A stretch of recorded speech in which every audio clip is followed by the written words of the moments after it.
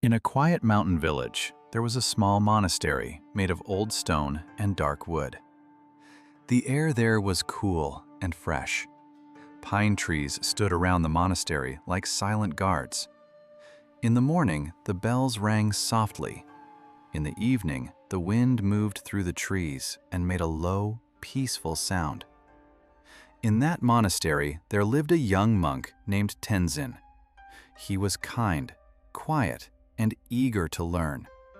He woke up early every day. He swept the floors. He carried water from the well. He helped in the garden. He read old books and listened carefully to the older monks. He wanted to become wise. More than anything, he wanted to understand life deeply. But Tenzin had one problem. He was always in a hurry to find answers. Please tell me the secret now! Please show me the truth now! One cold evening, Tenzin was in the prayer hall, cleaning the floor after the evening meal. The hall was large and silent. The corners of the room were dark. Only one small candle burned near the front of the hall. Tenzin looked at the candle and... The old master entered the room slowly. He was a thin man with calm eyes and gentle steps. He saw Tenzin looking at the candle and asked, "What are you thinking?" Tenzin bowed and said, "Master, I am thinking about wisdom. I study every day. I work every day. I pray every day. But still, my mind feels full of questions. I want to understand life, but the answers stay far from me." The master looked at the small candle. Its flame moved gently in the cold air. Then he said, "Take this candle and walk to the far end of the hall." He picked up the candle carefully and began to walk. The flame was small, but it lit the floor in front of him. One step, then another step, then another. Slowly, he crossed the room. When he reached the far wall, he turned around. The master was still standing near the door. "Master," Tenzin said, "I have done it." The master nodded. "Tell me something. When you first looked at the hall from where you stood, could you see the whole way clearly?" "No," Tenzin replied. "It was too dark." "But when you walked with the candle, could you move forward?" "Yes," said Tenzin.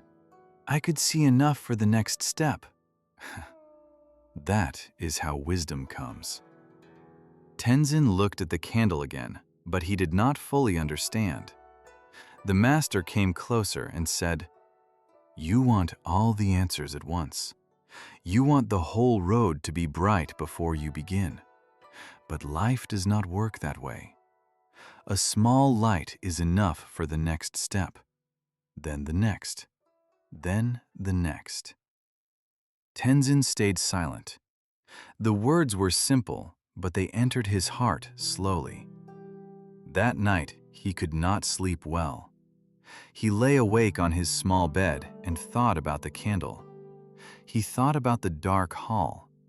He thought about his own impatience. He began to see something true about himself. He was not only searching for wisdom, he was also fighting with time. He wanted to become complete too quickly.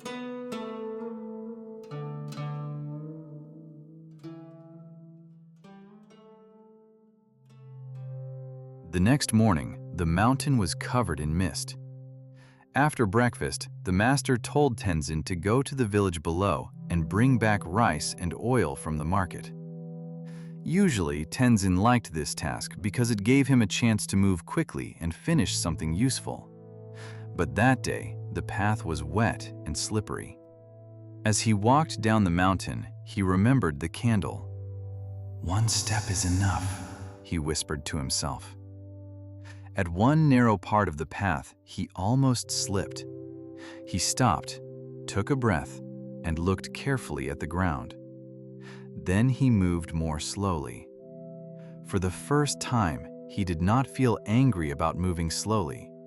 He simply paid attention. When he reached the market, he found many people there. Farmers were selling fruit. Women were carrying baskets. Children were running, and a very old woman stood near a small table with only a few vegetables to sell. She looked tired and weak. Some people walked past her without stopping. Tenzin bought the rice and oil for the monastery. Then he looked again at the old woman. Something in his heart told him to help her. He walked to her table and asked, Grandmother, may I carry these for you? My home is far, and the road is steep. I will carry them. So he lifted her basket and walked beside her. The woman moved slowly, very slowly. At first, Tenzin felt the old impatience rise inside him again. He wanted to finish and return to the monastery before noon. But then he remembered the candle. A small light. One step. Enough for now. As they walked, the woman spoke. She told him about her husband, who had died many years before. She told him about her son, who had gone to another town and never returned. She told him that she still worked every day because she wanted to live with dignity. Tenzin listened quietly. When they reached her small house, the woman smiled and said, "You carried my basket, but more than that, you gave me company. Thank you." Tenzin bowed. "Thank you," he said. On the way back, his bag felt heavy, but his heart felt strangely light. He realized that he had learned something important that morning, not from a book, not from a lecture, but from walking slowly beside another person. When he returned to the monastery, the master was in the garden pouring water on small green plants. "You are late," the master said. Tenzin lowered his head. "Yes, master. I stopped to help an old woman." The master looked at him for a moment and then asked, "And what did you lose?" Tenzin thought carefully. "I lost a little time." "And what did you gain?" "I gained understanding." The master smiled. "Good. Many people think wisdom lives only in temples and books. But wisdom also walks on muddy roads. It speaks through tired people. It waits in simple moments." That evening, Tenzin went back to the prayer hall.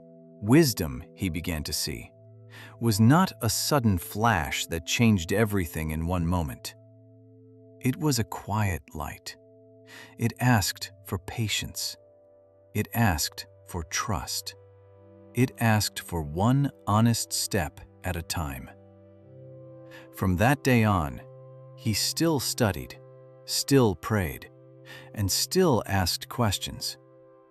But he no longer demanded the whole road at once. When confusion came, he remembered the dark hall. When fear came, he remembered the small flame.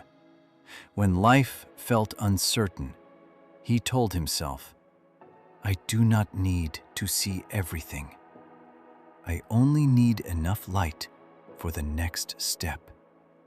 And little by little, step by step, the young monk began to grow wise.